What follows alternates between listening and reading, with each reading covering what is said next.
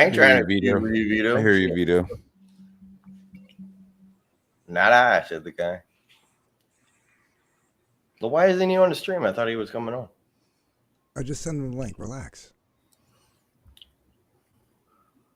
Yeah. Like, I personally feel Cider was looking to pick a fight with Vito, and it went exactly as he Let's intended discuss. it. At least attack the real me, not your invented version. This is the real me. Let's go. I mean, you guys going after Hello? Vito. Hello? What's up, Vito? Hey, how's it going? I'm in my car, so if my audio is really bad, tell me and I can hop off. No, that sounds good. Okay. In my car. So I just was recording a podcast episode. I knew you guys were doing this stream, so I don't know what's actually been said because I was doing something else.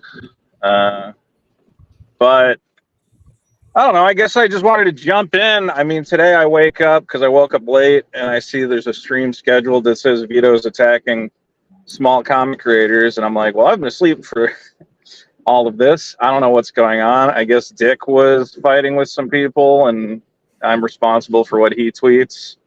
And you can associate me with him, I guess. We do a podcast together. But, I mean, I want to be pretty clear that I think I support most of you guys and what you're doing. I support Comicsgate. So I just really disagree with the idea that I'm like anti-comic creator. I don't know if that's what's being said or not. Well, I did say, like I told you on Twitter, I did mention that you did say, I mean, the thumbnail was already made and the stream was already scheduled, but I did mention that you said you were sleeping for most of this. And it's true. Most of my interactions were with Dick and Scotch Earth and some other asshole. So, yeah. And I would say, you know, look, Dick is fucking around on Twitter, but I think Dick also... I talked to Dick, and he's like, yeah, I'm real happy everybody's making comics. Like, we've had Ethan Van Sciver on our show. We both have read Cyberfrog, and we like it. I'm a little more intimate with some other comic creators. I'm very excited for stuff they're doing. You know, Dick's obviously not as much of a comic guy, so I think he fights with fucking everybody. But I don't know, man. I wouldn't paint us as anti. I know we fight with Eric July, but I think anybody who's paid attention to that feud, it's really just kind of been about the like endless hype of Eric July saving the comic industry and destroying the wokes. And I'm like, yeah, that's all sounds fun, but you got to make a good comic to do that. And it's not about coming down on comic creators in general. Which is fine, but when you got this guy like literally like trying to paint a narrative about somebody who explained himself numerous times, had 3 other people explain it to them, and you know that all they're doing is trying to like paint a narrative that the person doesn't fulfill their books, and the guy like it has like a $3,000-$4,000 campaign.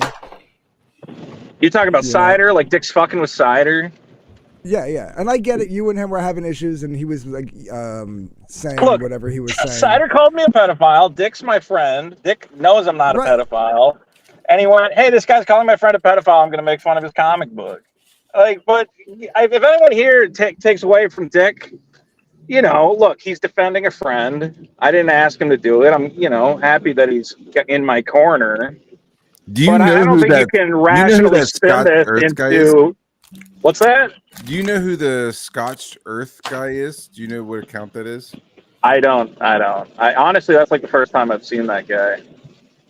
I don't know if he's he seemed to be really pushing this narrative as well, that he was, you know, not getting his shit. Well, it sounds like he's an actual backer of Cider. I mean, look, if Cider's giving people here's the thing: I'm not weighing in because I'm like, yeah, fuck Cider. But at the end of the day, I'll say, well, if Cider give everybody a refund, I'm not.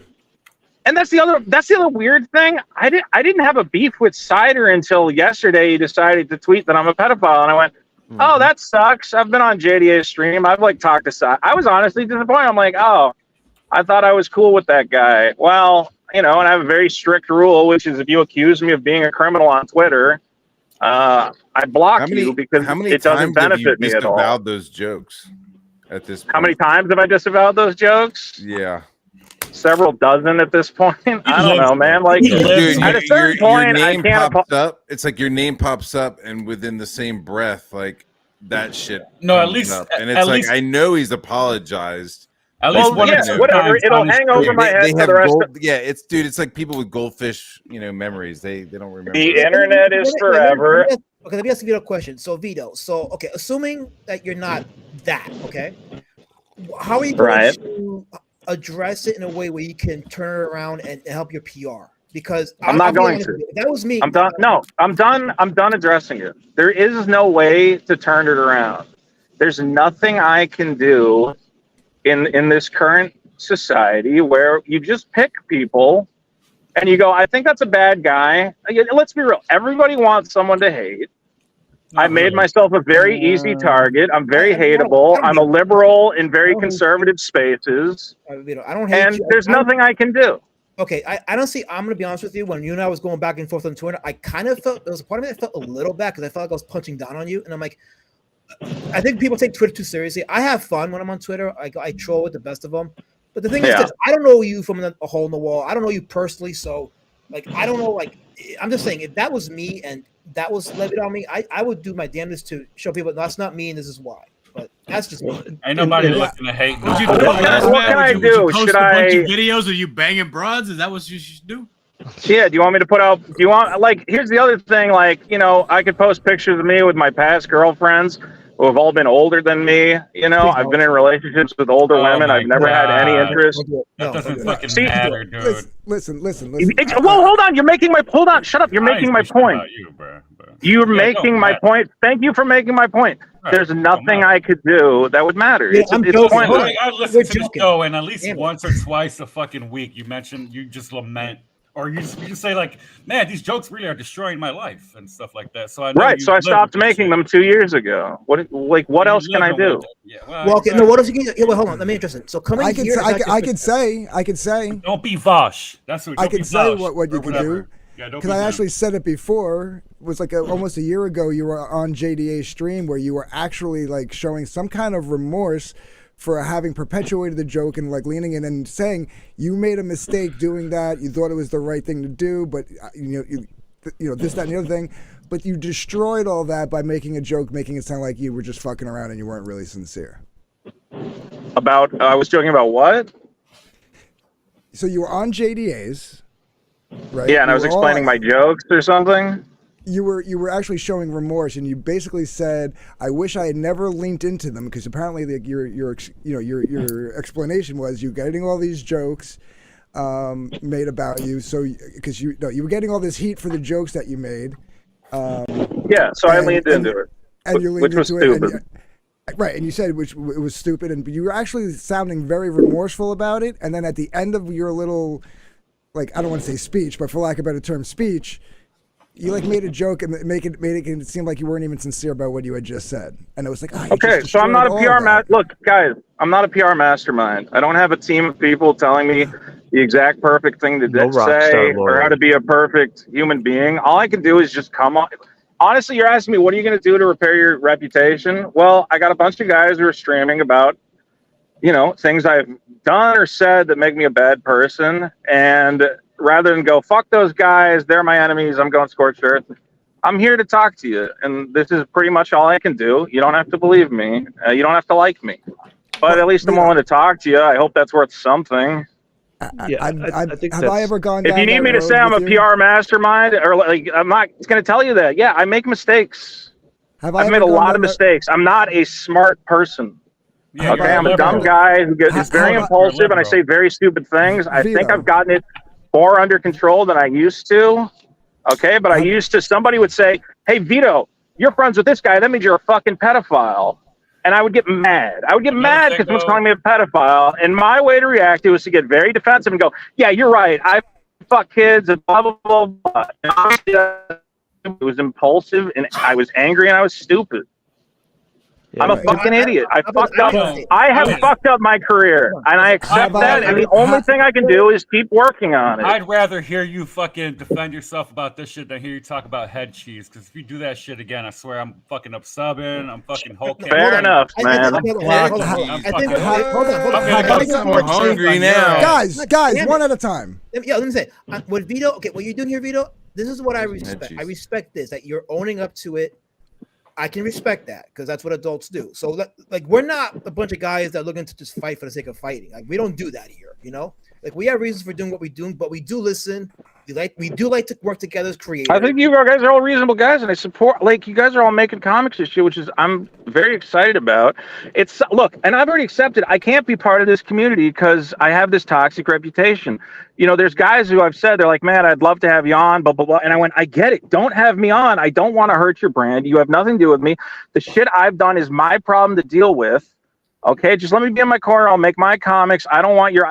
Honestly, the fact that Ethan is talking about that he gets, you know, emails saying don't associate with Vito. I've sent messages to Ethan. I've sent messages to multiple people going, listen, man, I have a shitty reputation. I don't want to hurt your channel. I don't want to hurt what you're doing. Don't feel like you have to defend me if it's going to hurt you or anybody else. Okay. Now, Ethan has said, you know what, Vito, you seem like a good guy. I want to defend you anyway. And I said, okay. But I genuinely feel bad when people are getting letters saying, hey, that Vito's a scumbag. He's going to destroy Comicsgate. He's the worst guy ever. Like, it eats me up. I know this sounds like dramatic, but genuinely, I feel fucking terrible that anyone gets any heat for associating with me. I go, I don't want to be the friend where talking to me, you know, fucks you up and you lose money because of stupid shit I said. It's my fault.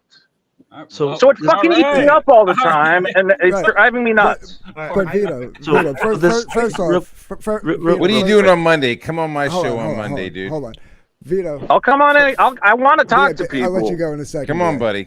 Come on my show on Monday. But Vito, I've told you this numerous times. I've never gone down that road with you. Like I've never thrown that in your face. Like unless you bring it up, then I tell you, well, and I'm gonna take it. Yeah, I'll take it. I get it.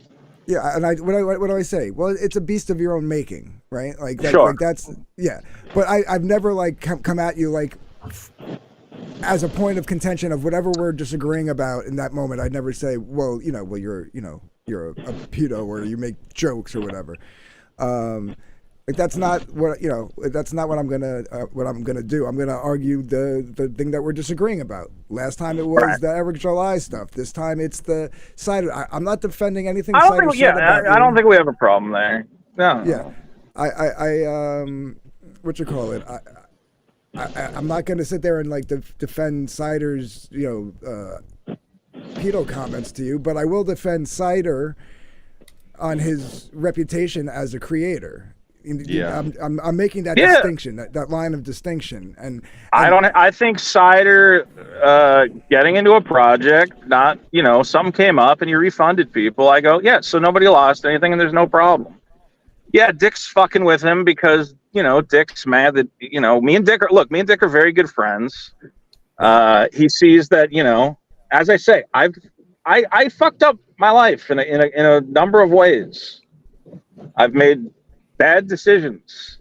I always tell people I went from like a stupid internet troll in his basement just fucking around, and then overnight I had like 80,000 YouTube subscribers, and I went, oh, well, it's the same. I could still be an asshole and I could still say fucked up, reprehensible things, and nobody's going to care. And I realized very quickly, no, you have a spotlight on you, you fucking retard. Shut the fuck up. Stop being a 4chan edgelord. And like, yeah, I was a child. I still look. I'm an emotionally stunted retard. Okay, when it comes down to it, I was not prepared for this, and I still act like an asshole, and I have to catch myself a lot of time going, "What are you doing? Stop!" All right, so all I can do is own it. So, but I guess what just drives me nuts is like everybody thinks I'm out here trying to sabotage comic creators. I'm trying to destroy comics. I just want to make my comic. I don't even if everybody doesn't want me around, okay, I'll just make it for my fans, and that's fine. How's that coming? How's your book coming?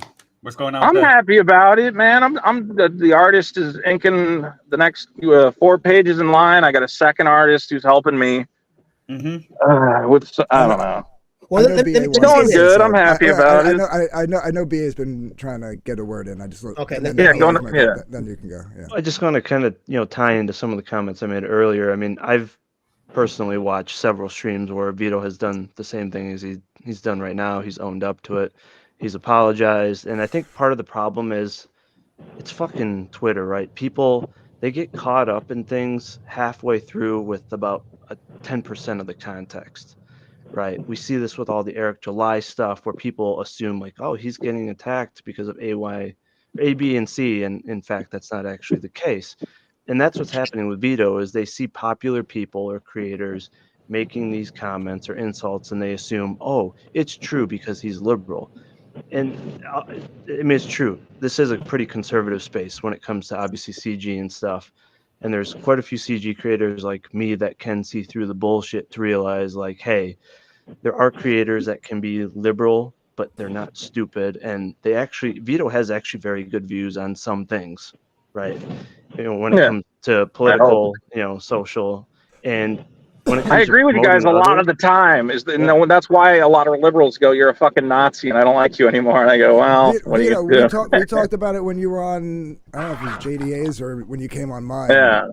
But that's me. Like I'm like the old school '90s liberal guy who's like in the center now. I mean, you're probably a little more left than I am at this point, but. Yeah, you know, he I mean, you're also like 10 years younger than I am, so I was probably where you were 10 years ago. You know what I mean? Here's the important thing is like liberal or conservative, you know, I have certain like core views that are like very important to me.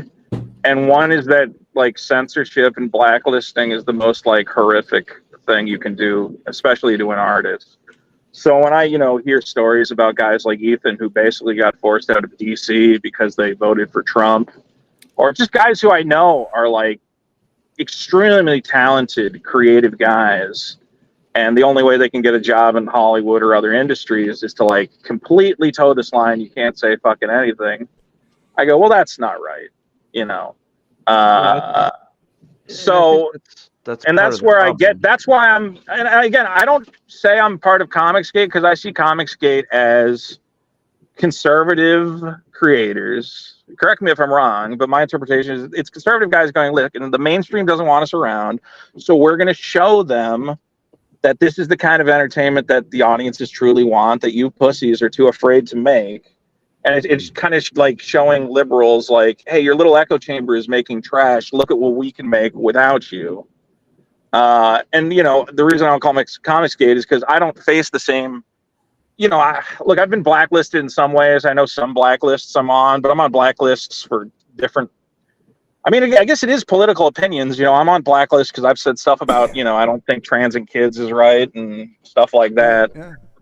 Yeah. So, I mean, I face the same struggles, but I don't think they're nearly as much as what most conservatives are facing. We're just saying, hey, I'm a Trump guy. I'm wearing a MAGA hat. They go, okay, you can't work here at all. And I'm like, well, that's completely fucked. Well, and I think that's part of the problem that's right what there. that's what brought me to Comicsgate was defending conservatives. Yeah. Well, that's why I say I support Like, I don't want to call myself Comicsgate because I think it would be wrong because I don't face the same things that most Comicsgate creators are facing as conservatives. But like, I don't know what the term would be, but I'm just like, I'm pro Comicsgate because I don't want artists. The mainstream, when you try to have an ideological bent on media, you just end up, with this echo chamber shit where everybody goes, oh, it should probably, I think I saw today, what is it? The next Pirates of the Caribbean. And, oh, it's going to star a black lady. And you're like, oh, of course it is. Because that's all you guys make now, you know? So I see what it does to media. I see that we get stagnant and bad entertainment gets created. And I'm excited to hopefully see independents smash a hole in that and wake these motherfuckers up because money talks. Like whenever there's a big Comicsgate campaign, there's somebody in Hollywood going, hey, how come these fuckers are making so much money? I think that's the only way we change the mainstream is through independent success. And I think part of the problem is there are the creators like many of us here that, you know, we're able to see some of the bullshit and realize that just because you may have some liberal views that you may have other conservative views or you may be kind of in the middle. But there are too many creators, and I think Cider might be one where they believe that, oh, this person has this liberal view, so all their views are extreme liberal. I'm just going to assume it, and I'm just going to go after it. And that's not the case, right? Especially with Vito, as we just understood with the trans kid stuff. Dick is obviously not a liberal, and they latch on to that because they're so trained with this anti-Hollywood, anti-SJW thing that they lump everyone into this group. But really, in Comicsgate, there's a lot of people that are morally conservative, but they're not politically conservative or they're independent. And there's some, again, that they take it to the extreme with everything. And I think that's the problem.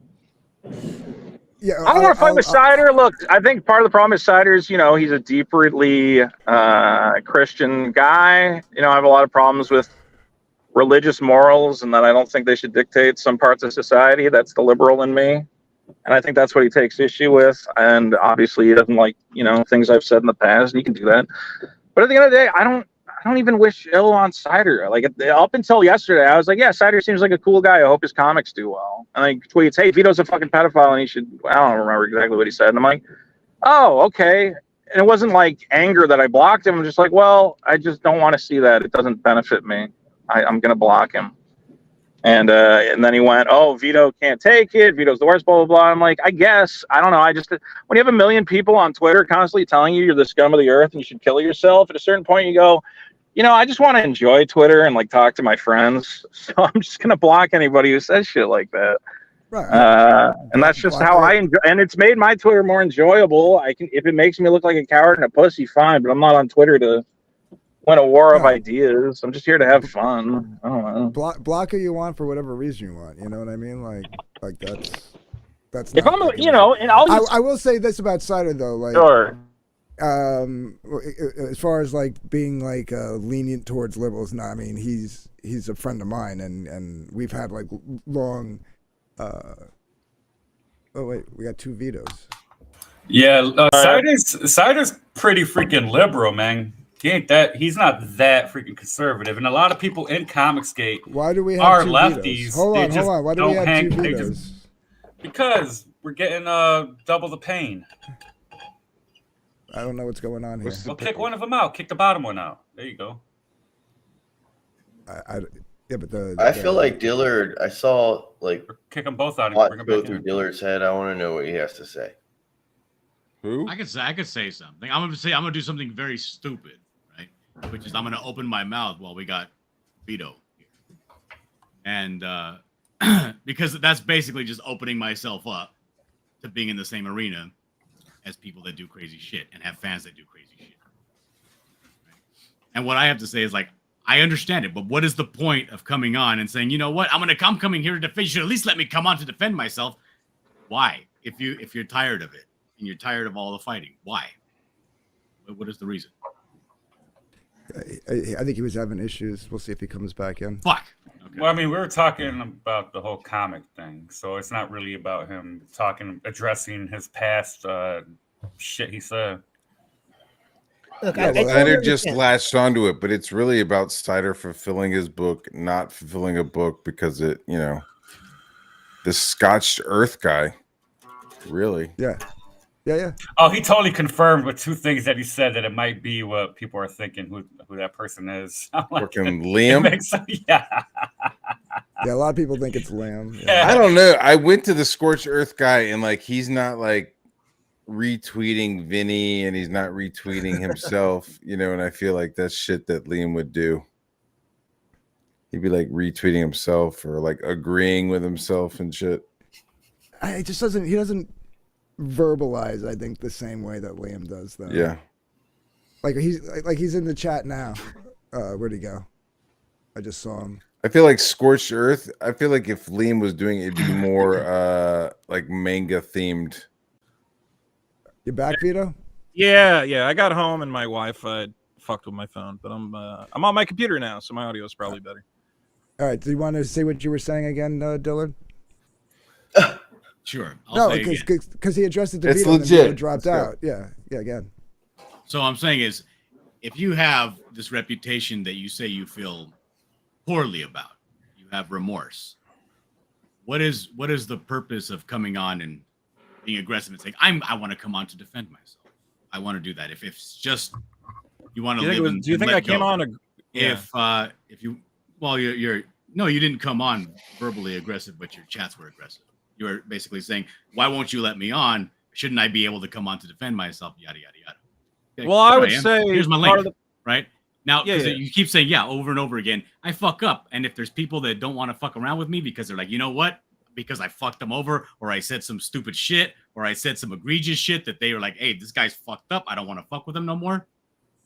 Why then, are you like, well, I should be able to be around and included in the space? Well, first of all, I'd say it's really hard to communicate through text, and that's kind of the big problem with Twitter. There's a lot of times you see something typed out and you assume it's coming from a place of, extreme hostility or aggression. But I would say that, look, there's a lot of streams that people, I think, construct this idea of me, and it doesn't get addressed. People go, yeah, I know Vito. He's that asshole who cancels people, and he's, trying to destroy Eric July's business. Oh, he cut out. All right. Well, anyway, here's my Yeah, thought. sucked Right? into the I kind of matrix. equated this earlier to like the ant that might call CPS on you, right? There are some people, right, that you know in your life that are one and dones. They do something bad and you say, okay, I'm done with that person. Now, if I'm sitting here and saying, yeah, you know what? Are you not going to have Aunt Marcy over for Christmas? Oh, fuck that, bro. No, I'm not having her over. No, if she fucking called CPS on me, she did this, whatever, right? All of a sudden, I got Aunt Marcy telling me, well, let me defend myself. Fucking no. I'm over here doing my thing with my people. Why do you want to come in here and defend yourself if you feel remorseful about it? Well, he's just defending jokes, though. Which I'm not even defending Hold on, I'm not even defending the jokes. Sure, yeah. And I've said I apologize for them. I think part of being remorseful is you don't think you can be remorseful and defend yourself, and just try to say, listen, I've done bad things, but I also think that this idea people have of me is a distortion. I could say, I did something bad, but, thankfully I didn't kill a guy, and then in that form, I am defending myself, but also taking responsibility for things I have done. In some circles, I don't- that's better. In some circles, I'd rather hear you be like, yo, I fucking killed a guy, rather than like, I fucking, whatever your joke was, Sure. Well, and what I meant to say, But it's a joke, and I did ask you originally, like, that are based around jokes, right? And conservatives, right? We're all about, hey, jokes are fair game, right? Doesn't matter what the jokes are for the most part. He's just defending himself based off of allegations that are slanderous that were a result of jokes. So he is taking responsibility for the jokes, but he does have every right to defend himself against the allegations that there's absolutely no proof. Oh no! If you take accountability for your actions, and I believe you absolutely have a right to defend yourself. Absolutely. Right. And I will say this. That's what I asked him. He said that he's like, apologized dozens of times for this shit. It's like constantly being brought up. And of course, I guess that's something I guess I wanted to comment on is people were like, well, what are you going to do to restore your reputation? And the problem is, I'll go, I've gone on like huge streams. I've gone on Flash's stream, was probably watched by thousands of people. And I said, I take ownership for this. I apologize for it. I've put out statements on Twitter. The problem is 6 months down the line, a guy who hates me, finds a new group of people who have not watched those streams and don't know about me. And they go, hey, have you seen those screenshots? This guy tweets this every day. He still believes all of it. I have secret information, whatever. And it's like, I can never get ahead of all of that. The only thing I can do is, the people who have heard me have said, okay, Vito, I don't think you're some people have said, Vito, I don't think you're the worst guy in the world. I'm happy to watch your shows and support your content, whatever else. And at this point, I'm just doing things for my audience.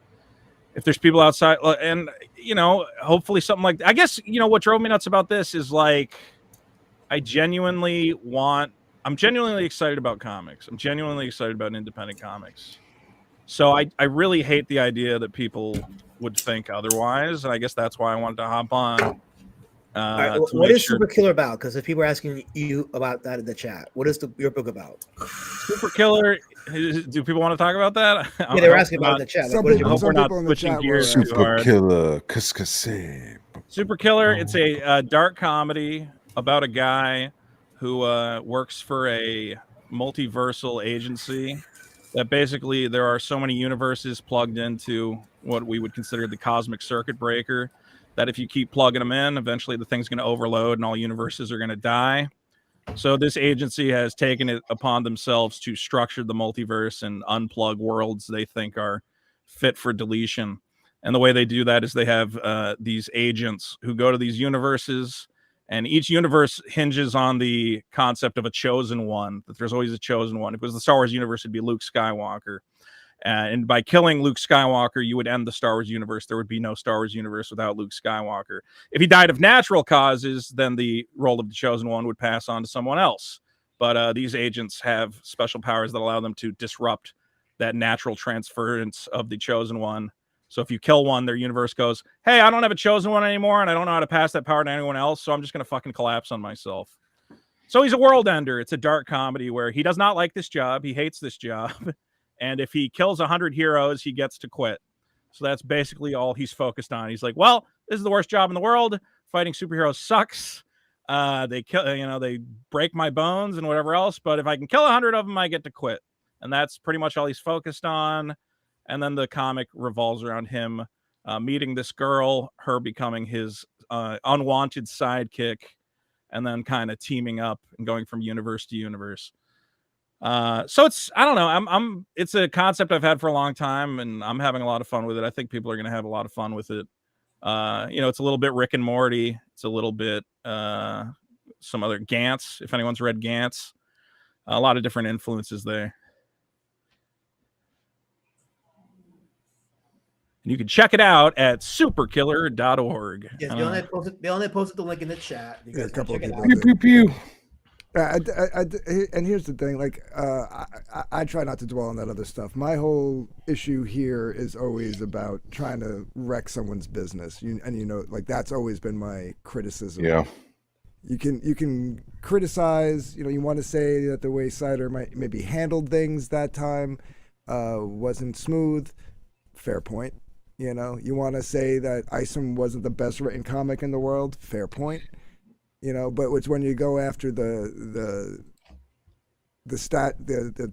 basically the business, like. Well, what would you say has That's been what like kills over me. the line? I think you guys were saying going to the cemetery was over the line.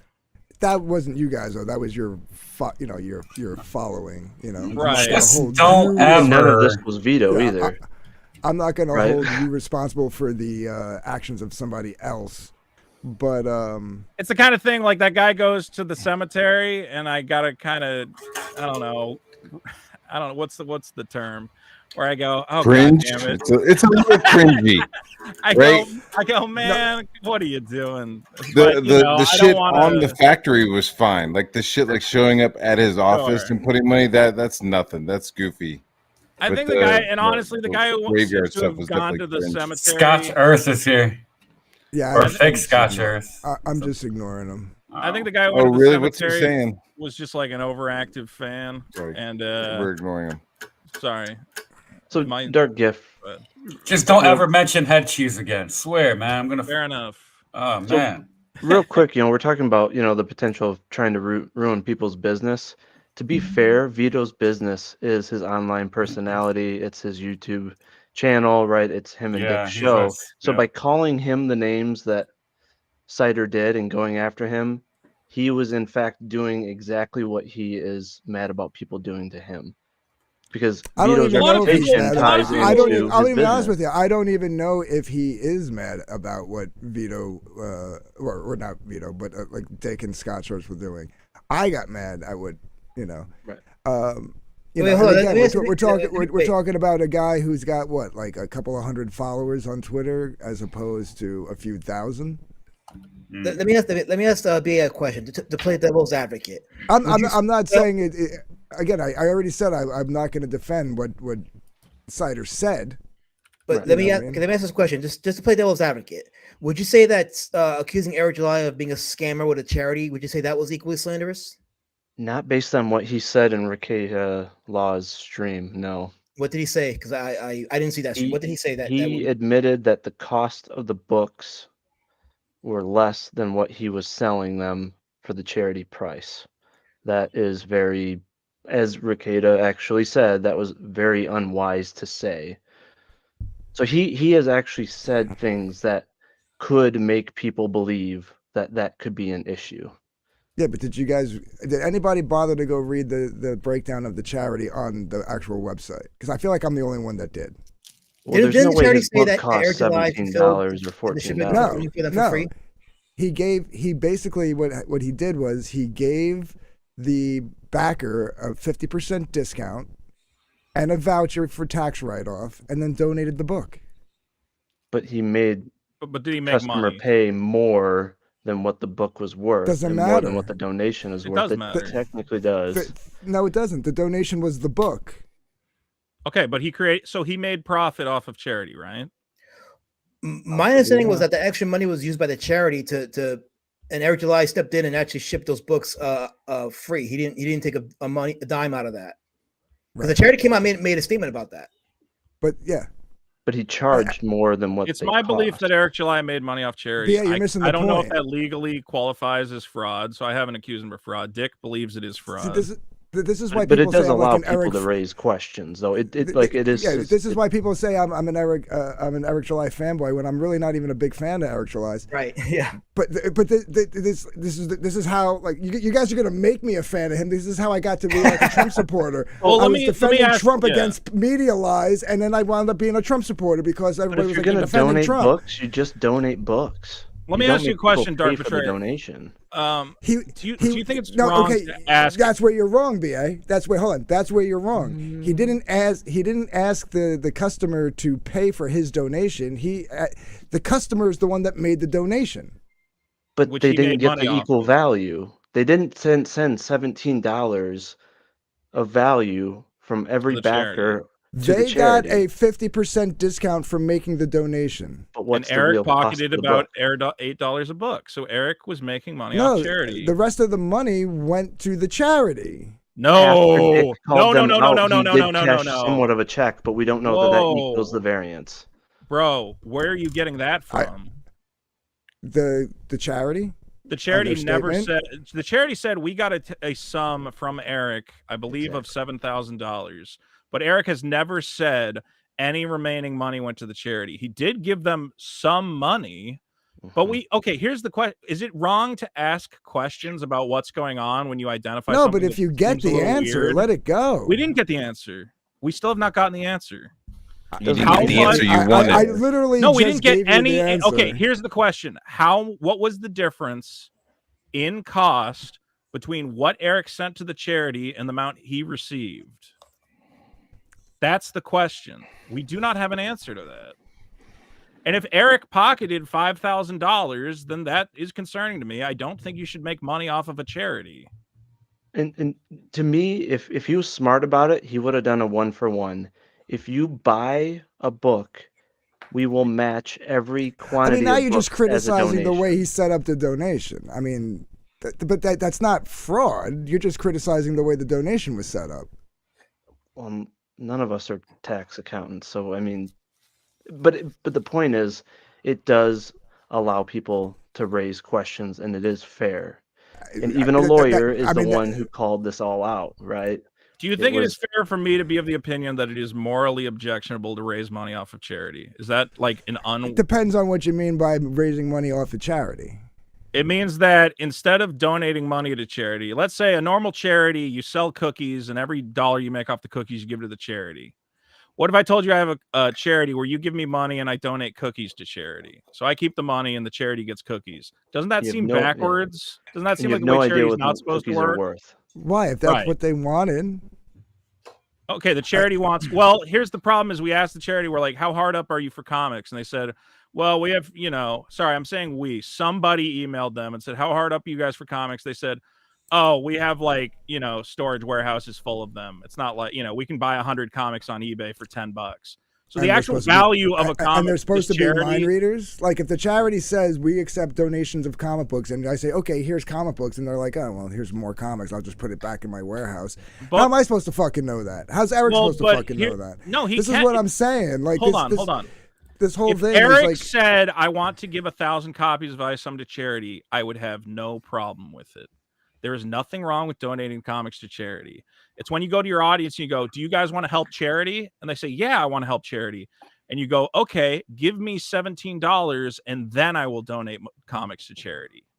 That's where it becomes very morally questionable for me, where I go, why don't you just have them give $17 to the charity? Why are you taking that money? Because basically what they're talking about is the McDonald's thing, right? With your purchase, if you purchase this, 10 cents of your purchase will go to a charity. But it's a value. It's not 10 not a cents. product. If it was 10 cents, I'd be fine with it. Right. But he's not giving 10 cents. He's giving. Let me read this for a second. So They're getting something priceless. They're getting isom. I know Okay, it's hold worth on. $1 million. Hold on. The original tweet that I posted is deleted. But I posted. You put a value on bad writing. God You damn it. can't put a value on 3D assets. Hold on. Okay. Go ahead, Jesus, Joe. yo, everybody, stop. I'm Even trying to if they're address. free. I retweeted a quote tweet from the charity that has since been deleted. But according to the quote tweet, I said the charity said that all the remaining funds was donated to them directly and for services rendered on behalf of the charity. I can guarantee You don't know the value of the I book. can guarantee that the charity has never said that they received every single dollar above the cost of the book. Because if they said that, yes, Eric would 100% be right. He could say, I charged this much for the book, and I sent them a book plus any excess profit. If he said that, I would have nothing to talk about. And I would definitely know that he said that because people would be shoving it in my face every 2 seconds and going, you were wrong. So what is the actual number? Does anybody know a rough? I believe it was $7,000. The number of books or the number of purchases. The purchases of the charity tier. I don't know. About. Yeah. It would probably be on his campaign page. Yeah. We do know. I mean, you could quote it yourself on large printer websites. You know, to print 50,000 90-page comics. Right, we're talking. We know his cost per unit of ISOM because he posted it in his transparency update. I believe it was like $250 a book. So $250 a book. He's not shipping them individually. It all goes on one pallet. The cost to ship a pallet is what, $500. So $500 plus $250 a book. The math has been run. The numbers are very strange and seem to point to Eric pocketing some money. And Nick Rekieta asked him point blank on his stream. He said, well, what is the actual cost of the book? What is this? He says, well, yeah, the book doesn't cost that much to print and ship. And Nick's like, so, I mean, Nick told him, stop talking. You're admitting to something which is legally questionable. And look, at the end of the day, I can't prove anything. And I never said I could, but I don't think it's unethical to say, hey, this is questionable what Eric July is doing. I have questions about it. And people are saying you're trying to destroy his business. And I go, I just think what he's doing is shady and weird. And I would like to know more information about it. And at any point he can go, here's the breakdown. And here's why you're wrong. And I'll go, you're right. I was wrong. And thank you for telling me. But he never did that. And I don't know how I'm destroying his business by going, this seems shady to me. I just don't understand why it's such a hard concept for people to understand that the backer is the one that's getting the they're not getting anything though. They're not getting. They're getting the tax write-off. Yeah, but they're getting the Eric's not making the donation. The backer was making the donation. $17 tax write-off doesn't help anybody, right? I mean, I think if it was a 1-for-1 for a book, you just add it to whatever other write-offs that you're writing off that year. They're not doing it for charity. They're doing it because they like Eric. Here's now you're just, but yeah, come on, man. I get you don't like Eric, I get it, but now you're just no, I don't like his product. Product. Wait, but now I'm just saying. Let me ask you a question. But now you're just saying hold on. Now you're just saying they're not doing it for charity, they're doing it for Eric. Well, I mean, you don't know that, and maybe you're right. Who cares? It doesn't matter. The stated donation is what went to the charity. The write-off goes to the backer. And There's Eric no issue here. Money. Yeah, but Eric what's the gets real rich cost? off charity. Does it matter? It matters to me that Eric July is advertising to people, you're going to help charity, and I make a little off the top. I think that's immoral. I think he should just say there's a great burn charity off his inventory. He overprinted majorly. Yeah, I think if he said there's a great charity called Comics Book for Kids, we're going to run a crowdfunding campaign, a donation campaign. Everybody kick in money, we'll send it straight to the charity, and they can use it. Instead, he's saying, guys, let's donate copies of my comic book, and I make a little money off it. Isn't that exciting? And I go, no, that seems like bad. That seems genuinely immoral to me. Well, real quick, we all know he overprinted, right? He ran like 50,000 copies. He ended up doing a fire sale for $5. So how can you sell a book for $5, but you have to charge someone $17 to donate during the initial campaign, and then do the $5 fire sale almost a year later? Right. So, but he never admitted to doing it at a loss. So is he taking a $12.50 loss on every? Right. It does allow people the right to raise questions. I'm just saying, I think you guys are being dramatic right, because about the thing is, let's say for instance, he said, "Yeah, I'll give 10 cents of that money to this charity." per copy, right? That means he would have had to have pushed 700,000 sales to make that donation of $7,000 make sense. If Right. he Yeah. really cared about donations, he would No, have no, had not it if he at the really very cared. It start. doesn't matter if he and really would have cared. offered 10 cents based off of every book, and then that Right, so now charity we're would have playing made That's semantics. just the way of setting it up. He could have said it in any way he wanted to say it. Yeah. Well, you Yeah, can't say it in any I'll way you fucking- want to say it if it's not. No, I'm like, saying he true and was legal. giving No, a but it's not. hypothetical None of it is to make legally actionable. the It's just the way I'm $7,000 setting up my charity donations. I think we could litigate this all day, but the core question was, is this trying to destroy a man's business? I don't know how Eric's business is destroyed by two internet doofuses going, hey, I think this charity scheme is fucked up and immoral. Well, it's the same his problem that I business had with exists. DarkGift. DarkGift was saying, "Oh, it doesn't matter how big the channel is; it's still fucked up. I don't give a fuck how small Cider's channel is. You don't go and fucking make accusations about somebody else. I don't give a fuck how small your channel is. You don't go and try to ruin somebody's business, even if you're successful. I'm not or trying to ruin. Okay, but again, I believe there's something weird going on, and I don't think it's trying to destroy his business by saying. I think And that's this why you charity have so scheme is many weird. problems with people because you don't think right. But Yeah, how but does it Ricardo destroy his Law was the business? one How is that that actually trying to highlighted destroy his all this. business? I can't take issue with the way a guy's. Again, I love charity. It's great. Collect money for charities. I don't think telling Very your liberal. audience, guys, we're gonna help this charity, and the best way to help this charity is to give me $17. I take issue with that, and I don't think it's trying to destroy a man's business to say I take issue with that. It is when you're insinuating that it's fraud. I get that personally- you don't understand the issue. I get it. What do He's I just not questioning understand? it. It's my opinion. Can I not have that opinion? Sure. I believe what he's doing is immoral, and I think that you can follow my logic and understand why I think it's immoral. Immoral is different than fraud. Well, I'm let's not ask the one this. calling it fraud. Look, I'm not a lawyer. Okay. And fraud's also a term where you call someone a fraud and it's not necessarily like a legal term. Okay. I don't know if Dick has said, he considers it charity fraud because he did more research than me. I don't know one way or the other. I'm not a lawyer.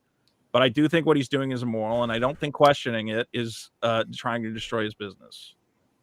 Do you think having a majority of your book be 3D assets and charging $35 fair compared to a creator that hand draws every single aspect of the book and charges $25? No, it's I not think it's- fair. It's not fair. You're correct. It's not fair. Right. I think it is fair. I don't care. It's a free market. If people want to buy a book full of 3D assets, I was it's just their going to say prerogative. Yeah, I was gonna say that I was too. just Actually, I going to agree with say Vito the on that same one. thing. Yeah. It's worth That's whatever another you- thing. A lot of people will go at Eric have the July right- and They They see do the insides have though. that. Did he had interiors available for Yeah, people to see? there was interiors there available. were, Yes. there were sample And this is the thing that pages. gets that chaps my fucking ass is that people are acting like, oh, Eric July had fucking $7 million sitting on $7 million to make his book. No, he was coming out of At pocket. hundreds of thousands of dollars, Yeah, though. That's yeah, more he was- than he's any making- real indie What? ever- I'm sorry, ever what? had in Pays a their lot. lifetime. What? He says he He has like spent $300,000 $300,000. on the Yeah. original comic. It's a lot of How money. much? Look, I think That's he not possible. overpaid. It's not I think he possible to spend overpaid. $300,000. Yeah, I don't think he spent more than $300,000 on a comic book. $30,000. That's what he No, claims. he it's spent. possible. Bullshit. It's possible that he spent $300,000 Bullshit. I want to see setting up. that. I want to see that itemized. It's I wanna see the possible line. he spent No. $300,000 setting Not up with Brazilian Ripaverse. artists, not- Well, he says Not he his spent, comic. And he says he spent what, hear you, Dillard, 125,000 on payroll in a quarter? Or what was well, that if you have The a thing- warehouse and you he hire made 10 he made the employees book before out the of product pocket. is out, then sure. He made both books out of But that's pocket just because before ridiculous. he even launched ISOM #1, he had stated live on streams, book 2 is pretty much wrapped up. Before he even launched his first, made a single dime, he already had 2 books in the fucking can. Now, whether or not his Not artist close ripped them off, anywhere near that's he needs to be a lot more careful with his fucking artist. He probably has stars in his eyes thinking about his character ISOM and how great it is. Mhm. Right? But the thing is, everything he's done since then, he took the critiques. Oh, okay, you don't like the artwork's not that great. He hired the new artist. He hired an art director. Oh, you think the writing's not that great? He hired new writers. How hard is it when you have a baby, right? You have an idea to take your idea and give it to another writer and say, you do what you want with it. It It's hurts. easy when you have but he did it. $300,000. No, it's not easy when you have Yeah, it 300,000 of your dollars on the line. It's not easy. Very easy with Not the easy. talent pool, especially in CG, which he poached from. I could easily, with $300,000, create a phenomenal campaign with a top-notch What's- writer and artist. BA, Many of us do you mean do it. poached? He's not CG. He's anti-CG, So but he's hired a lot of CG people. He can't use CG. He can't use CG. No, he can, artists? but he That's not can. But poaching. Well, you know, he's gotten every artist from the same art firm, right? Like, he doesn't search for other artistic talent. He just exclusively uses this one company. Yep, Glasshouse, right? Yeah. So every single artist he's had do his books all come from Glasshouse Graphics. Until Chuck. I mean, on a personal note, if I was making that kind of money, I would start to branch out and try to find people within the community.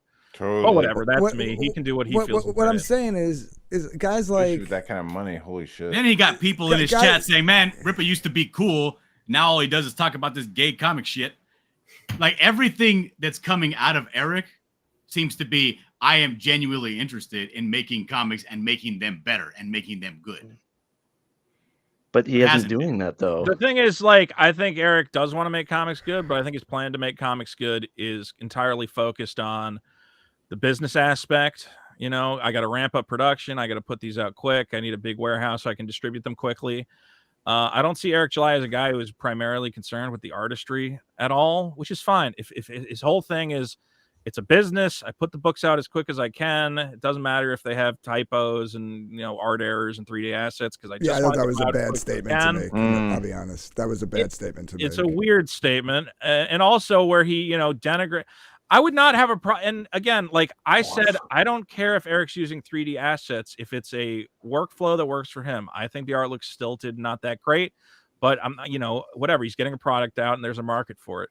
The problem I have with Eric is him then turning to other artists and going, "Why aren't you as quick as me?" It's like, well, because I'm not hiring a guy to fucking move characters around in The Sims. I hired an artist to draw it. Like, I don't think that criticism holds up. I don't think Eric, who is, you know, has millions of dollars, to his last book had what, 2 different inkers and 5 different colorists. Okay, most of us can't hire, you know, an army to make our comic books, and he's in no position to be lecturing people about their All right, speed. so wouldn't you say him bringing on an art director to handle that creative aspect that he was maybe a little too loose with is a way of correcting? I mean, obviously we have to wait till we see those books come out and see if if Kanan's doing a good job as an art director.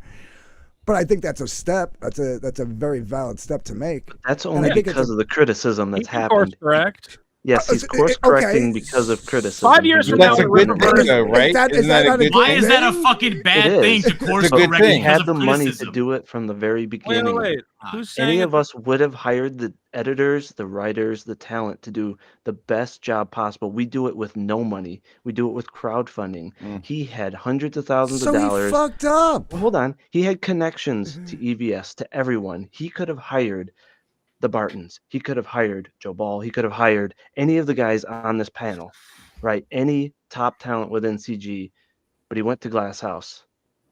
Why? To save money, to get a quick product, to make as much money as quickly as possible. It wasn't about the quality. Folks on here care about the I thought he was quality. That's why MAGA. it takes longer. Yeah. Okay. So he fucked up. He got the criticism and he fucking followed through. I don't see. Yeah, I mean, what he this is does what I'm money is- saying. I Where mean, is whoever the he arc of hired- redemption? Whoever he wants to hire, that's his business. Now, he's Fair, obviously paying for what the No, like if criticism- you're all the stuff is not that good. soured on Isom, right? You're soured on Eric July. You're gonna say, you know what? Fuck that piece of shit. He did everything wrong from Jump Street. Everything he did, everything he touches is fucking trash. Then fucking wipe your hands of it, right? It's like the same way people say, you know what? Everything Vito has been saying over these last few years, this guy, nothing but fucking garbage comes out of his mouth. I'm done with the fucking guy. Don't The talk to problem me about it, is right? he's been insulting CG creators for being late.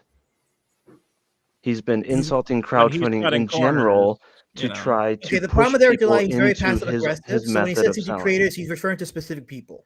That's his problem. So because But he's he referring to a generalizes, specific. which is problem because Yeah, that we- pushes potential customers away. We all know who he's talking about because he always Customers uses do the not same know. number.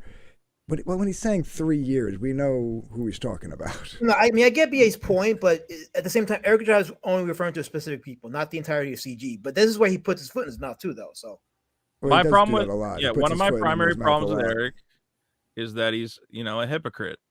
he has tweets saying, you can't let SJWs into your organization. They will destroy your comics, whatever else. And then he goes and he hires the Saska sisters and refuses to say, like, yeah, these are definitely SJWs and they're working on my stuff. He's kind of talking out of both sides of his mouth. And again, like trying to talk down to people like, yeah, why are your books so, late or whatever? And it's like, well, I'm drawing them. Eric, have you ever drawn a comic page in your life? Like you have no understanding of the artistic process. You're the money guy at the end of the day. No, I don't even think I don't even honestly, and I've said this, I know it's a conspiracy theory, but whatever. I think Eric had a team of ghostwriters help him write it. I don't think he wrote that himself. He has that Carol Brown lady who is cited as the editor on ISOM who offers professional comic ghostwriting, on her website. So I think Eric's the money man, and he's trying to lecture creatives about how they're doing art wrong. And I think in any other business, when a businessman comes along, he goes, "What's wrong with you fucking artists? Get your shit together." We go, "Well, you don't understand the process and you never will." And that's my opinion on Eric July. He's a guy who doesn't understand the creative process. He thinks he can reduce it to an assembly line. And if it works for him and he makes a ton of money, God bless. But I'm not going to take that lecture because I fundamentally disagree with what's being created from it. I think what he's creating sucks. But Yaira, devaluing what all of us do on a day-to-day basis. Which businessmen do. Businessmen constantly denigrate the artist. Okay, that's what happened at Disney. They went to all the artists and they go, "Can you do this quicker? Can you just make it a little gayer and put more black people in it? And we'll just shove it out the fucking door." And now you have a bunch of dog shit fucking movies coming out and they all suck and they have no heart and no soul because they're made on an assembly line to fill a DEI agenda. And Eric July comes along. He's like, "Well, I'm going to take out the DEI agenda, but I'm going to keep the fucking assembly line and I'm going to keep the business aspect of it. And I'm going to tell artists they're all lazy pieces of shit and need to get in line." And I go, well, this is just a different version of the same shit that is fucking up media. Yeah, okay, maybe him hiring Canon White and hiring the Saska sisters to manage all the lore of his universe. I don't know. Maybe it'll turn around and God bless him if he figures it out. But that's going to be creative saving his business, not him. Has Canon White ever been an art director for anything else? I mean, he's a good artist, but has he ever done interiors? I've heard he hasn't.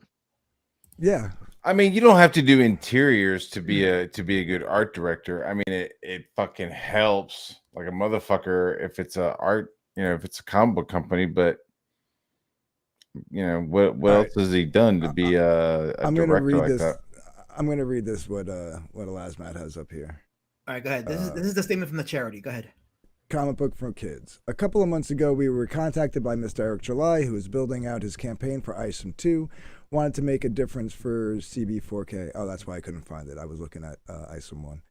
After calling us and discussing how he would add a tier to his campaign, and before the campaign event hit the website, Eric sent us funds to help us with any initiatives.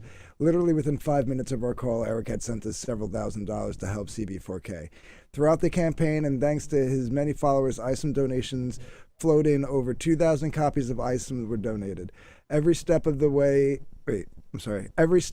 as more books were donated, Eric and his team sent us additional dollars. Last week, his team at the I just put something in my way. Last week, his team at their cost palletized. Sorry, I couldn't read that. Thank you. These and at CB4K's direction, and sent them to our partner affiliate, who will load these in boxes for the troops. Over 2,100 books was sent at Eric and his team's cost. The remaining donated books will be sent to CB4K for us to use locally. Of note, this campaign has not only helped the troops, the income provided will help us to fund multiple initiatives for the kids, many of which we're all already in the process of implementing. There will be more coloring books for the kiddos, more scholastic books, additional comic books, and children's books, and more toys added to every order. The boxes will be bigger and accommodate the additional goodies. Don't make me laugh. Thank you, Eric and team, and thank you for the donated for allowing us all that donated for allowing us to make a difference for so many. I mean, I don't know what more you guys want. Well, none of that has anything to do with what the actual cost was, right? Doesn't why? Does matter. It's driving me nuts. It's driving me nuts. Like, do you guys know who a guy named Howard Ashman is? No. So would everyone here be okay there was this company that made cartoons, right? On an Indiegogo campaign? There was a company that made cartoons called Disney. And they were kind of floundering. They were hemorrhaging money. They brought in this guy, Ashman. He was a creative, right? And they said, you know what? We got to fucking dial this shit down, streamline it, basically make it into an assembly line and start really hitting people in their emotions and change the direction. We don't want to focus on this. We want to focus on that. Get it done. And he's responsible for the Disney Renaissance, of all the great movies that came out that everybody remembers from when they were kids, right? You don't, just because you let creatives run wild doesn't mean they're going to be creating great shit. There's a guy named Drew Struzan who made a bunch of movie posters, right? Now that he doesn't need to work anymore, he could basically name his price for his movie posters. All he does is shit. But when he was under the gun and had to produce posters for movies, he made all the great posters you remember. The Back to the Future poster, the poster for Raiders of the Lost Ark. Raiders of the Lost Ark, the Goonies, all the fantastic shit was all done, under the gun. Everybody knows Drew Struzan. Anybody would love to have a Drew Struzan poster, an original Drew Struzan. Fuck me, an original. You're Drew, saying right? that's why Forget about it. 2 is so good? Huh? Are you saying that's why ISOM 2 was so good because it was under the direction of No, I don't think ISOM 2 is good. Okay. Are you not paying attention, or are you now it's kind of feeling like you don't really want to have a Yeah, conversation? I think I was making connections to hire top tier talent. Sometimes I'm Yeah, going to make a joke. Sorry. I'll try not to make any jokes. If you ever accuse me of saying I saw him was good, Vito, I will meet you in the backyard. I haven't read it, so I couldn't. What I'm saying is they're getting after the first 2 books, right? They're around. purportedly getting better. Even your boy Ethan has admitted they are getting better. Well, it's not great, but it's better than the last one. But the first 2 books were done before he even had all that money. So now the books are getting better slowly. But there's a problem because people just don't like ripping. Yeah, I'm still waiting on Dillard to send me my copy of number 2. You're saying let him get into the swing of things? It's possible Eric July will figure out how to make a great comic book. From what I've seen from him, he's a bad writer who doesn't seem to understand what good storytelling looks like. And I think when that guy's at the head dictating what it looks like, although it sounds like he's stepping back and he's going to let the Soskas write it. So if a bunch of feminist SJW trans-loving Satanist women are going to run his storylines, I don't know. I guess we'll see what that looks like. Maybe it will be good. I mean, he's also got what? Chuck Dixon. I think Mike Barron is involved in some capacity. I mean, why didn't he hire them from the start, though? That's what I don't get. He had access to all these people, but he hyped it up as if I am going to compete with the big 2. I'm immune to any criticism. So but he doesn't admit any faults. Like, hey, my ISOMs were kind of subpar. Like, there were 3D assets. He's an excellent hype man. And Exactly. What I don't get is that people go, Vito, why are you arguing with him? And I'm like, well, because I don't buy the hype. They're like, but the hype's so good. He said he's going to destroy Marvel and DC, blah, blah, blah. I'm like, yeah, I don't believe him, and I don't think he's capable of that. And they're like, well, you're trying to destroy his business. I'm like, no, I just don't buy. I'm a man who is immune to hype. I don't buy into it. I always go, show me the product. When a movie has the best fucking trailer or a video game looks fantastic, I go, great. Well, 90% of the times I've gotten hyped up for something. It's come out. Clone High, my favorite cartoon series of all time. They said, we got a new season coming to HBO Max. I said, oh my God, a new season of Clone High. I can't wait to watch it. I got 2 episodes in. It was dog shit. So I'm the kind of person who go, I don't buy the hype. Show me the product. But he does have the product out. I mean, it's like asking David Lee Roth, like, hey, man, what are the errors and problems you find in the Van Halen album you just released? Like, he's going to be like, no, nothing, man. That album's perfect. Like, he's not. That's fine for him to do that. The problem is he's surrounded by an army of sycophants. He's friends with huge YouTube guys. Everybody is, dude. Like you and Dick don't have sycophants. Wait. I'm talking and I'm not knocking you for it, but everybody has that. Once you hit a certain level, you do have a whole bunch of people. Have you ever seen a YouTube video that said Super Killer is going to destroy DC and Marvel? DC and Marvel are scared of Vito Gesualdi's Super Killer. No, but that doesn't mean you don't have your own group of people who do like super chats and like, you know, sub to your stuff and like I am membership. talking about huge YouTube critics. I'm not knocking that. I'm totally not knocking that. I'm looking to get that too. So I'm not. It's called overcompensation because of you guys. Yeah. No, this happened way before we even got involved. Right when he announced Rippaverse and ISOM was coming out, we saw videos from these guys who are supposedly very discerning critics, and their constant criticism is that Hollywood is full of nepotism. These critics are all friends with the directors and the creators. They promote their products blindly without actually seeing the product, and they mislead the consumer. They put out videos saying ISOM will destroy DC and Marvel. DC and Marvel are scared. DC and Marvel are afraid of the Rippaverse. And I think it is wholly unethical to be a culture critic and to be, it's fine to say, I support my friend and I want him to do well. Please check out his comic book. I think when you put out videos saying, my friend's comic book is going to destroy the mainstream and DC Comic are running scared, and you tell your audience of 500,000 people that this is the next big thing, I think that is honestly immoral as a critic. You should be able to say, listen, I'm too close to this guy. There's a conflict of interest. Okay, if I'm best friends with the director of a new movie, I'm not going to volunteer to review that movie for my newspaper because I'm too close. But these guys are not acting ethically. They're coming out and they're making insane statements about Eric July being the future of comics. And I think me being one of the guys who stands up and goes, these men are relying on nepotism and favoritism to promote their friend without actually reviewing the end product. I don't know why that is so controversial. I think it's obvious what they're doing.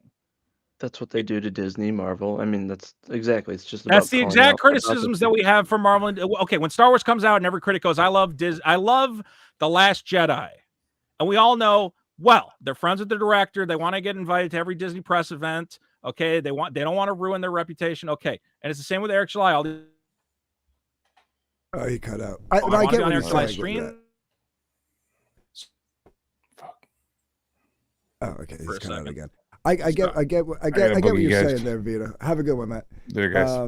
But going back to the chat. Good luck, Vito. See you Monday. Going back to see you, Matt. Bye. What BA was saying real quick about like why didn't he do that from the get-go? Think about Eric. Like we all know he's got an ego, and he's always made certain moves throughout his whole career, for whether it be the YouTube or the music or this, that, the other thing, that worked and that worked out. You know, he made a move, he did it his way, and it worked. He made a move, he did it his way, and it worked. He goes to do this comic book thing, he made a move, he did it his way, it didn't work. So it didn't work. He made a shit ton of money. It absolutely shit ton of money. I'm talking about as far like it was because of the quality. I'm talking about as far as like the quality. Making a great product. It didn't work. So now he's rectified that. Maybe. And everybody's well, I mean, we still have to wait. We still have to wait and see. He's made the moves to what he thinks might have recognized it, right? He hired Chuck. He hired Mike. He hired these chicks. He's got Kanan. Let's see what happens going forward. Can this whole thing like why didn't he do? I just saying like this whole thing like why didn't he do it from the get go? Because that's how he operates. Well, let me add this too. I mean, putting aside what we think about the quality of the books. Did you expect him to actually come out and say, "Oh, the books aren't that good, but buy it anyway," or is he going to hype it up to make as much money as possible?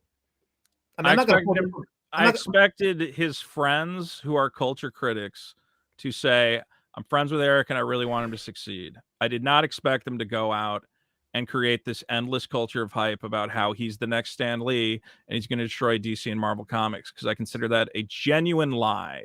So I don't think any rational person believes that. For his friends, then. I mean, it's not a great pitch because it sets themselves up for failure, which I understand it, but they are his friends, which I had to see from that perspective too.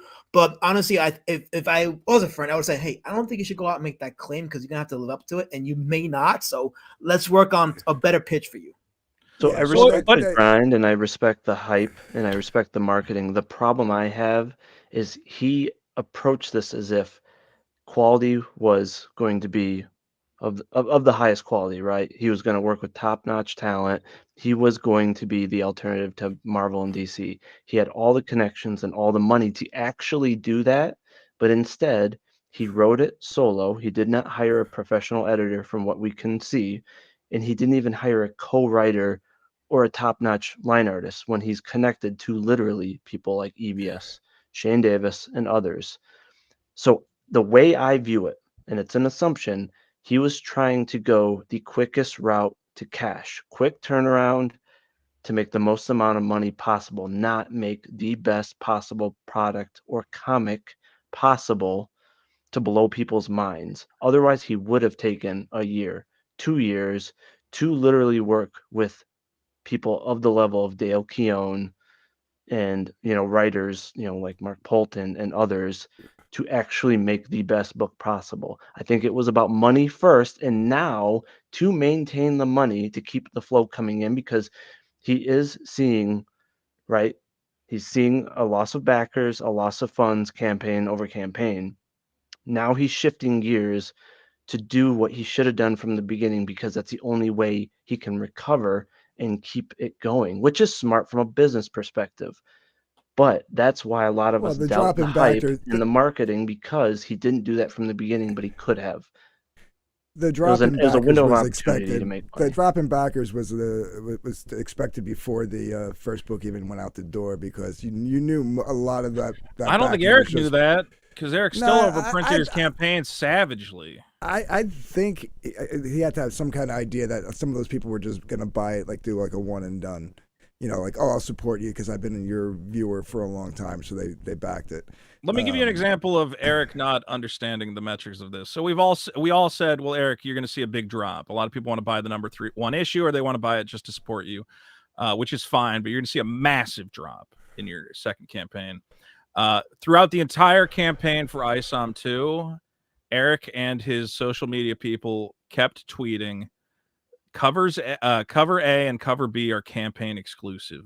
The only possible way to get these is through the ISOM campaign. Once the campaign ends, you will not be able to purchase these covers ever again. The reason he did that is because he assumed he would sell out. He had 27,000 of each of those covers for a combined total of what, 55,000. And he assumed he would sell out, that there would be none remaining at the end of the campaign. The campaign ended. He was still sitting on 15,000 copies of each. And this promise that he made dozens of times, these are campaign exclusive comics. You will not be able to buy them on our website. You can only get them from the campaign. All of a sudden they went, here they are on our store. So we know that this is a guy who does not understand the metrics of the business he's in, because he planned to sell 55,000 covers and was left sitting on them and had to go back on his campaign promise that they were campaign exclusive. Now you can just buy them like normal covers. He printed, after the ISOM 1 campaign, which sold 40,000 copies, he went and printed an additional 50,000 copies, anticipating another 50,000 units of sales after your huge campaign only did 40. You thought you were going to double that number? And then this guy goes and he's making videos on his channel going, let me teach you how to make comics. I'm going to teach you about the business aspect of comics. Do you want to know about how to be part of the comics business? I go, Eric, you are the last possible person. You should teach a class in advertising. You are an excellent advertiser. You're excellent at building hype. You are not the genius of comic business that you seem to believe you are. And I don't think it's wrong to criticize him when he's constant. If Eric July was a humble guy and he said, guys, I'm learning the business. This is my first ever comic. I'm so glad for all your support, and I hope it'll just get better from there. I would have nothing to talk about, and I wouldn't talk about it. I'd say, okay, well, he knows his shortcomings. He's trying to get better. Eric comes out and everything he says is Rippaverse is the future. I'm doing everything right. I'm a master of business. Learn from me, and you will be a great comic creator like me. And that's the reason that people are taking issue with him, because they're going, Eric, I don't think you're the genius you claim to be. I think the emperor has no clothes. I think your comic sucks. I think it's 3D assets. I think it's written by an idiot. And you're making a bad product. Maybe it'll get better, but until it does, I'm going to counter your claims that you're doing everything right, because I don't think you are. I mean, I totally agree with the taking the humble approach. But to play devil's advocate, a lot of creators have that same mentality. A lot of creators are just naturally egotistical. They're big in their head. That's just how they sell their books. It's so some get away with it, some can't. Eric July couldn't get away with it because he couldn't take the criticism from the beginning, and it's hurting him since then. So, and that's been my biggest critique of Eric July, is he didn't take the criticism from the beginning. But again, like if you're gonna put a product out, you're gonna promote it as the best thing ever. That's how you're gonna make your money. No one has ever made money. No, I'll tell you this. I disagree. I'm going to tell you this right now. Super Killer is not the best comic ever. It's not. It won't be. I'm not saying I disagree with your take. I'm just saying, like, I wouldn't. No, but I'm just saying. You're saying that's the way that people market their stuff. And look, you can have a little bit of, yes, you can say, look, it's going to be really good, and I'm really excited about it. The problem is that Eric and his friends are genuinely talking about like it's the second coming of Christ.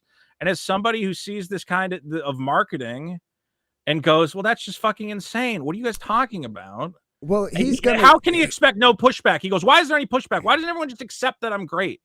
Eric, He's gonna. it's a delusional to expect that. Vito. He's going to.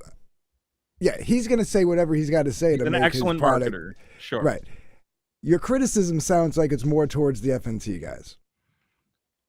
Yeah, absolutely. Yeah. So you got to pull him out of that equation. He's because you can't expect somebody. He's on their streams constantly.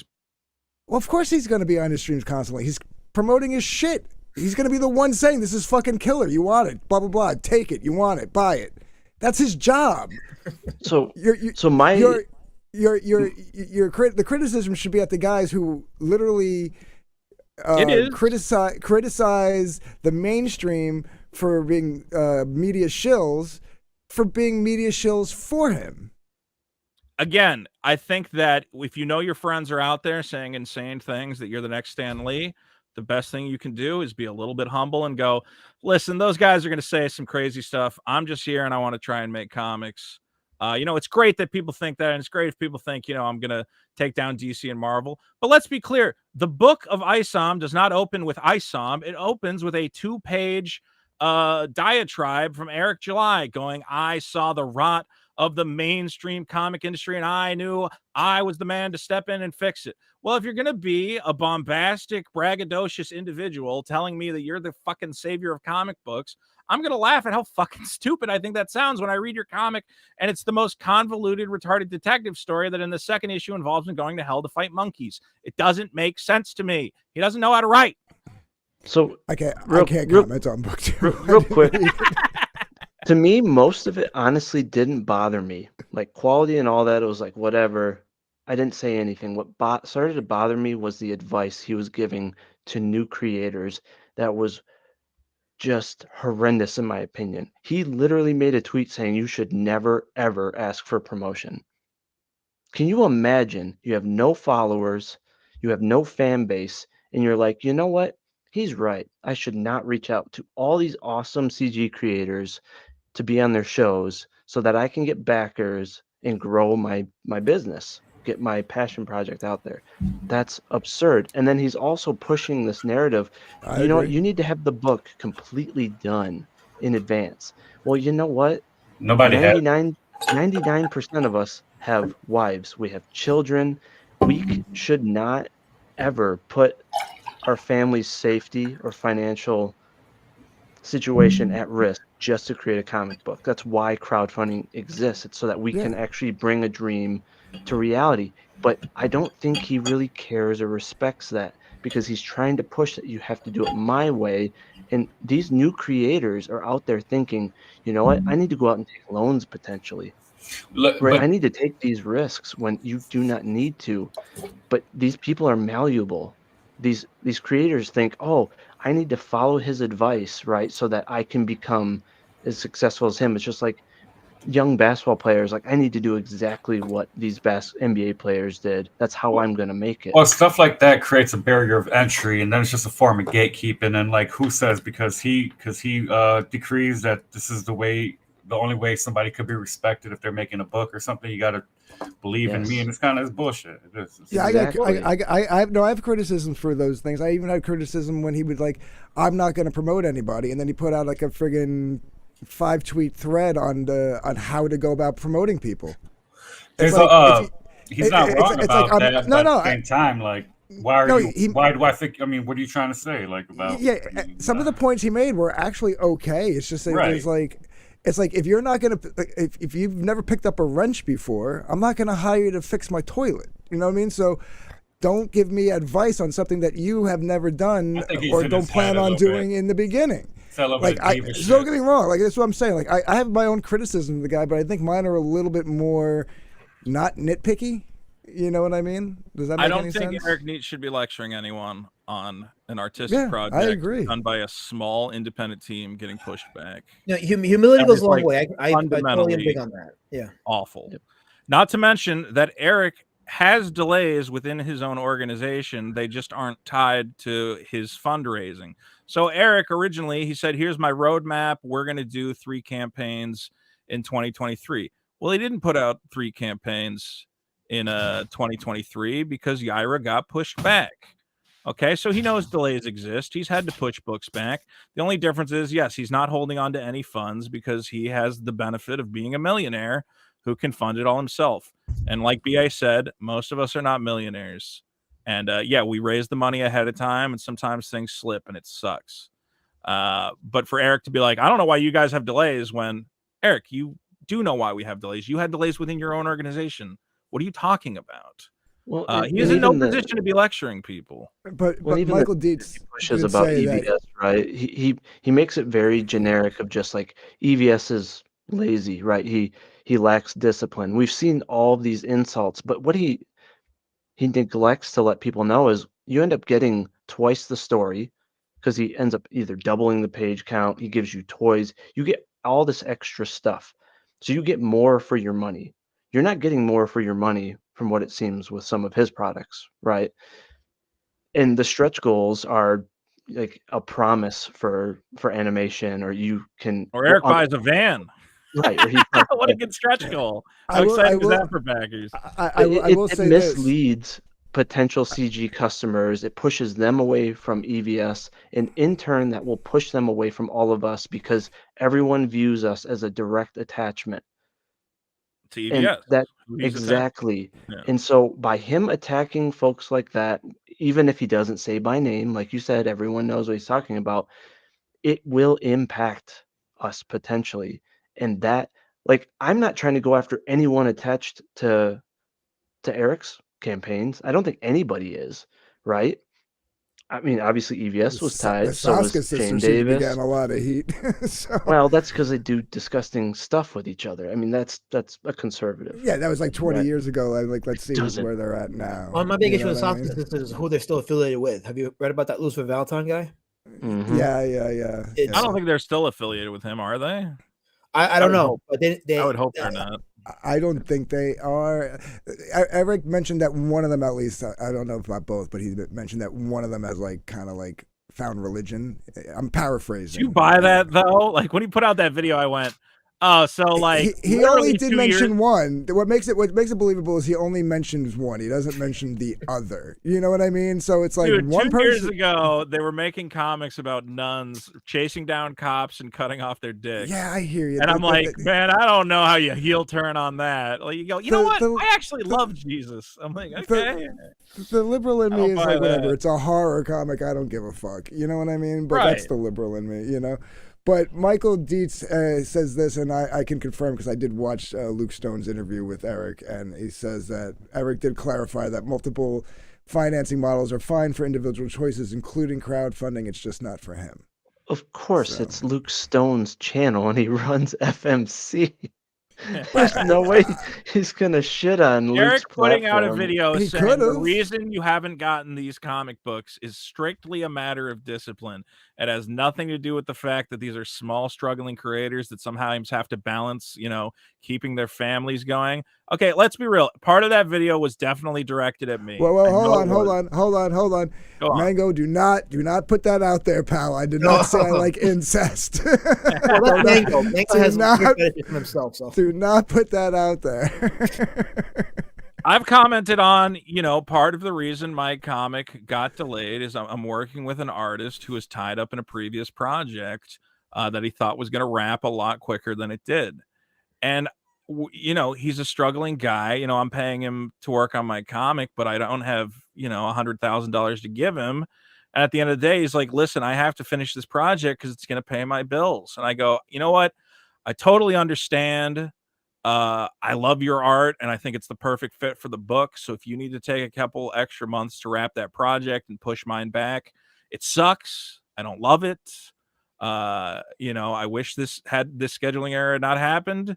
But at the end of the day, I support you. We're two small independents trying to get it done, and I want to work with you. So let's make it happen on your time. And when you're ready to go full force on this thing. And now that project is done. He's working in full force on Super Killer, and I'm very happy about it. So for Eric to say it's a matter of discipline, okay, it's not like this guy was not out there working his ass off to keep a roof over his head, him and his family's head. Everybody's working. Everybody's getting stuff done. He wants to paint this picture. You believe that tweet was not about Ethan And it I was believe about part of it was you. 100 because of what he said, where he's saying, have not updated their backers for months. And he's also made comments about my campaign and specifically stuff like that, where people will go, have you seen Vito hasn't updated his campaign in the past month? And Eric will go, well, he lacks the discipline, stuff like that. Of course, talking very vaguely. A lot of it was directed at Ethan. Some of it was definitely directed at me. The idea that it's a lack of discipline. Look, while my artist was working on another project and working very hard, again, for him and his family, I've already started writing the second issue. I've already lined up artists to work on future issues. I have a lot of exciting plans. Work is being done. No one is sitting around, jerking off into the void. Even Ethan Van Sciver, look, you can say, hey, he streams a lot and I don't like it. But at the end of the day, you watch him working on a panel, and there's no way I can tell a guy who's putting that much labor into his art that he's a lazy sack of shit. I go, my God, I can't imagine the amount of discipline it takes to sit down and do that. And this is coming from Eric July, a man who's drawn and nothing in his life. He has no idea of the creative process because the only thing he's ever done is make rap music or whatever the fuck. Okay. And I'm sure, figuring out how to rhyme the N-word with stuff is very complicated, but it's not exactly akin to making a comic panel. They're different disciplines. And I don't like the idea that this guy is going out and lecturing anyone about their creative path or how they choose to make stuff, especially when he's using 3D models to cut corners. That's it. If I was using 3D, guys, I can make you a comic tomorrow, okay? I can go into Final Fantasy, I can take screenshots, and I can make the characters say, I love boobs, and put it out, okay? And you'll get a comic tomorrow. But it's going to suck, all right? I'd rather make something good. Yep. Fair enough. We're at 3 hours plus, DG. Yeah, and poor J Dollar had a stream set up for after this. So are we still doing that, J Dollar? He's muted. Joe? All right. Well, I can cut out if you guys are cutting it. I mean, I've said my piece. Look, I appreciate you guys having me on. I don't expect anyone to like me except BA. BA is my boy. Right. Maybe somebody likes me. And on the topic of promotion, if anyone tells you not to ask for promotion, they're a liar. And if any of you guys have a campaign, genuinely send me a DM and say, hey, can you retweet this or boost it? And I will do it without question. It costs me nothing to retweet your campaign, and I think we should all do that. So promote everybody. Let's all make money. Let's all make art. And I'm not I'm not here to make friends. I'm here to hopefully make art. That's what I care about. Shut up, Vito. I'm playing. We don't like you. Oh, and don't forget to vote for Biden. Joe Biden. He's going to save America. I will kick you, motherfucker. No, just write in Putin. That'll get people riled up. Nah, I will always allow, especially if we're talking about someone, I'll always allow them to come on and say their piece. I had him on once before. I try to be as cordial as possible. I don't like attacking small creators. I don't like attacking any creators, but especially small creators. And that's my issue. This. I think we could put it all behind us now because I'm a fan of when we can talk it out like adults and move forward from it. I'd rather do that, Yeah. So that was. I don't think he's. Vito talks intelligently. Like he's not like a guy who freaking says like the craziest shit and then. See, that's what he needs to do. He needs to come on, and just talk. He says crazy shit, but like at this point where he's like, in these instances, he's not a dummy. You know what I mean? He's like, right. I mean, he came on, he owned it, and a lot of people in this sphere don't do that. So, like I said, I gave him credit for unblocking me. Who doesn't come on and own it? Well, hold on, I was gonna say I gave him credit for unblocking me, and we were going back and forth on Twitter. What names, Elasmat? I was talking about Vito. What do you mean? I was specifically talking about him. Who doesn't come on and own it? Okay, you said there's a ton of people in our community who don't come on and own it. I'll cancel you. Who does it? Cancel you. Next round. Okay, everybody. This stream. You talking shit on now, Elasmat? Come on. This stream should dump out into J Dollars if Jay